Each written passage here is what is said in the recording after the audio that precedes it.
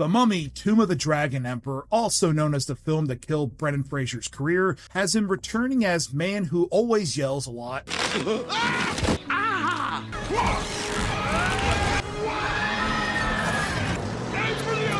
In an action adventure with a plot so flimsy, you'll forget about the recasting of characters, his son who is his age, and the fact that Jet Li is in the movie for 5 minutes. Pop Tot, this was my choice. What did you think of The Mummy 3, Tomb of the Dragon Emperor?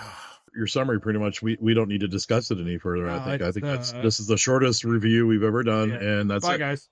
Bye. Good. Anyway, so the oh boy, this is a rough one. All right, here we go. All right, because I love Brendan Fraser. Oh, yeah. I really do. I love the Mummy movies. The second one was a little bit of, with the weird CGI rock stuff. Yeah.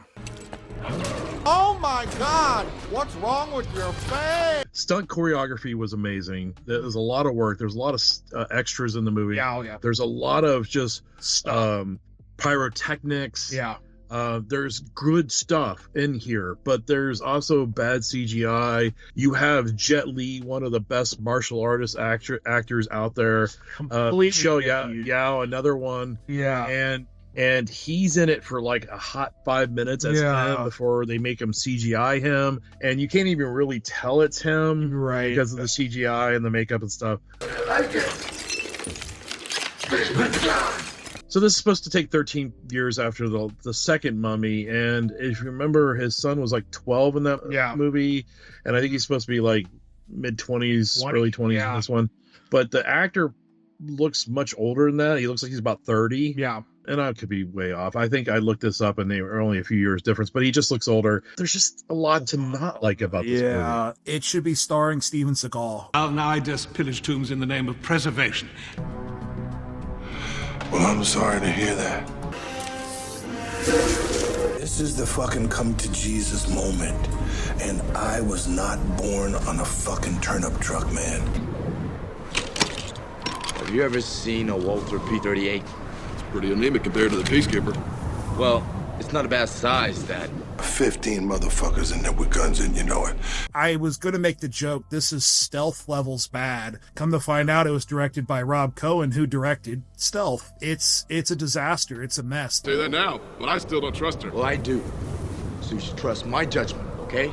Look, kid, I put down more mummies in my time than you. You put down one mummy, Dad. First two Mummy movies are cult classics that are no longer cult classics. Everybody loves them. They're basically Indiana Jones homages.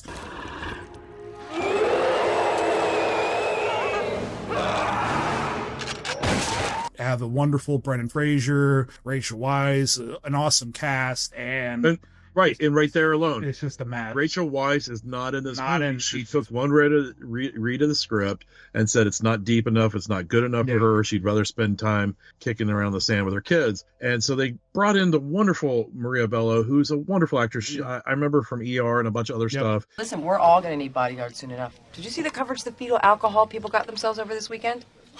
They made it seem like we were encouraging pregnant women to drink. Surprised I didn't get kidnapped on my way to work this morning. And they brought her in as Rachel Weisz, but she didn't have that charming... No. You want to know? Well, yes. Do you really want to know? Yes. Rachel Weisz had. And Brendan Fraser is... They made Rick O'Connell into a big dumbass goof, and I couldn't really remember him. Like, I remember him being like a cool action man. With me, your odds are not so great, O'Connell. I've had worse. Oh, well, let me guess. Spring cleaning. He's just a big dumbass. Yelling. Nancy! Just make it go bang! I'll cover you! Welcome to the 20th century!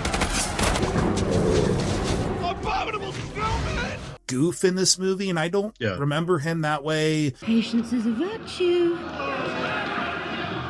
Not right now, it isn't. He has his moments, but you're right. And then there's two cringy scenes for me. Evelyn O'Connell talking to her son about how many women he's hitting it with. You know, I've had my fair share of experience with the opposite sex. Really? Yeah. That. Okay. you know, suddenly he's like head over heels in love with this agent that's guarding the tomb forever, and is, oh my God, she's immortal. I didn't see that coming. Over 2,000 years. Why don't you have a seat right over here? There's that cringy scene, and then they bring Yeti into this. Oh my God, yeah, that Yeti are playing football with guys' body, and one even does the goal thing. The whole movie was just hanging on by a thread, and when the Yeti came in, it's jumping the shark. Abominable snowman! That this is all a result of you fucking me. That whole mountain setup, it's just nothing but bad CGI with actors walking on a very small snow set.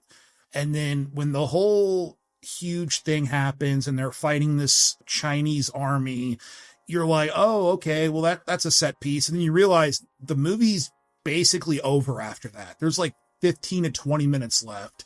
And you haven't seen Jet Li at all. He was in the movie for the beginning part and the very end, and then the rest is just CGI. And it's like, what the hell is happening? Good point. They give the most important job to the most fumbling idiot character, and that's her brother Jonathan. Oh yeah, who's actually in all three movies. His job is to blow up the temple thing so that they can't use, again, the Indiana Jones style glass to point out where Shangri-La is. And he is a fumbling idiot in everything he's ever in. If I don't make it out of here, don't put me down for mummification. Likewise.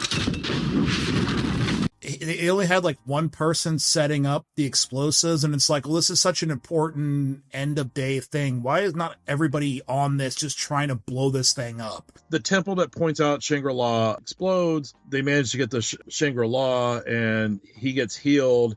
The Emperor still finds a way up there. The Emperor shows up, walks into the water, heals himself, and then all of a sudden somebody just blurts. You could really see a writer behind the camera writing this real quick, is we need to be able to get him from there to the wall real quick. Yep. So they wrote in, it's like, oh, and he can change into all the different creatures and weird things. And so he turns into like this 3-headed dragon and flies away with the love interest. But then, I was like, and then they fly alongside him in the plane, but then everything is skipped over, and it's like, well, why didn't he just end the movie and kill them? Because he has like fire breathing shit or something. How did they get into the plane? The whole movie just did. They were in the Himalayas, and where did this guy, the pilot that they had with him, where did he land to pick them up? And then they just appear in China or something like that, and they're all like dressed differently, and everybody's just like going about their business. And I'm like, wait, what? What I hoped would be the saving grace of the movie is when you cast somebody like Jet Li, you're wanting to use his martial art prowess. And I'm like, okay, so you're gonna have Rick O'Connell, you know, the Indiana Jones versus a martial arts master. That's going to be awesome. And the best way to use Jet Li in an American action movie is Lethal Weapon 4. It's just film it like, you know, you're basically brawler versus a martial artist, and they completely screw it up.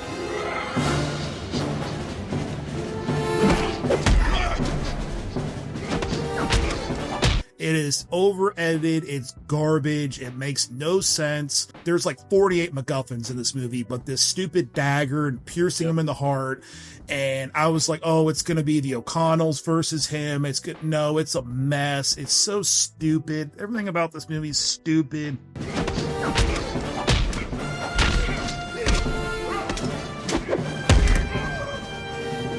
Henchmen, bad guys get blown up, but then appear like cartoon characters with like their hair and faces messed up. Yeah, frizzled and black I'm like, face. wait, I thought they died. It's just such a freaking disaster. Oh, God! They had an idea, but then there's like a team of writers back behind with the director, and they were just like, oh, well, we can do this. This is all about using Chinese history in a kind of unusual way, using the great goodwill of the mummy. Well, how are we going to get them from here and here? Well, we can do this. And it's like, wait, what? I have no problem dating an older woman. Stephen Sommer, he directed the first two. He also directed the first G.I. Joe movie. He did not return to do this Interestingly, Alfred Goh and Miles Miller, who did Smallville series, they've done a bunch of other stuff too. They wrote this. That's what a director does, is create the context in which performers can really find the truth of this given moment. Really? How many experiences are we talking about? You shouldn't ask questions you don't want to know the answer to, okay, Mom?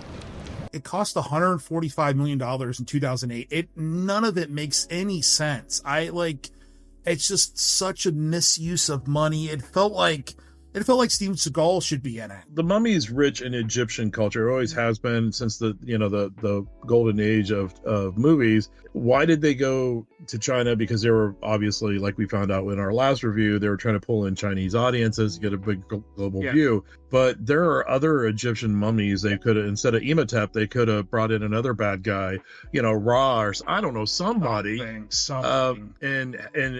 revisited that, because that's, their bread and butter, and it is the Mummy. But they decided to do this just so they could get that wider audience, and it failed miserably. And again, it should have been something that was cool, and it failed miserably like the rest of the movie. But yeah. Why am I laughing? As usual on Lost and Found, we rate things by loss. You completely ignore it. You watch something significantly better, like Under Siege 2. Working around with the porter, they break into a bathroom and there's a woman in there. And on the other side is a bad guy, and he's like knocking on the door. She opens the door and her chest is revealing, and the guy's like, oh, like just being a doofus. And Seagal knocks him in the face. And I'm like, please, just say something just so stupid. And of course he does. Gets to die for.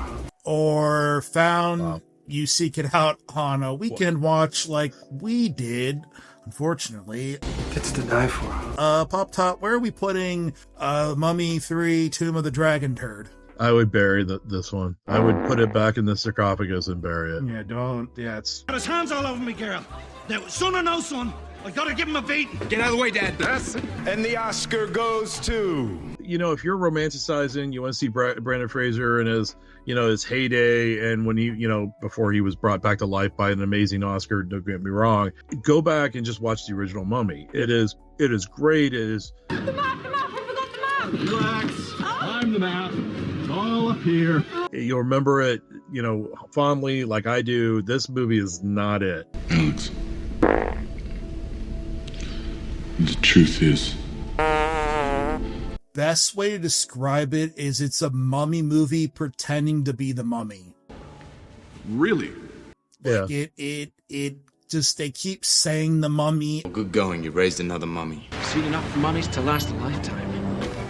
Yeah, I know. Sorry, pal. There's a mummy on the loose. Yeah, but that's what you used to say about mummies too, John. You did pretty well off it. Good point. Everybody's freaking yelling all the time. It's just people screaming. We gotta take out those bazookas! Again! Your ass is on fire! My ass! Look down! My ass is on fire! Shit's just happening. It's a disaster. Like, it has a 14 on Rotten Tomatoes, which is Steven Seagal levels of bad. You're better off just watching anything. I mean, even the Brendan Fraser being shirtless is just not good enough to watch it. What about, having one of the characters get thrown up on a yak? Oh, that's funny. God, that's hilarious. Yeah, it's so funny. You're talking with your son about his sexual escapades is hilarious. I've had my fair share of experience with the opposite sex. Really? Yeah, actually, everything is just fine, but I need you to have a seat right there, friend. Yes, sir. Or having your recasted character saying... Honestly, I can say she's a completely different person. And it's just a mess. This movie's a mess. Skip it. Do not watch it. Same mummy. Twice. I would rather watch The Wall, The Great Wall, whatever the hell it's called. I'd rather watch Donald Trump's Wall. Anything. This is a mess. Skip it. God. I apologize for enduring this movie for you guys. It's not worth it. You guys aren't worth it. I'm sorry. You dance great for an old lady. And what were you here looking for? But as usual, thank you guys so much for watching and supporting. Be sure to leave us something, share with your grandmother, and we'll see you guys on the next one. Here we go again.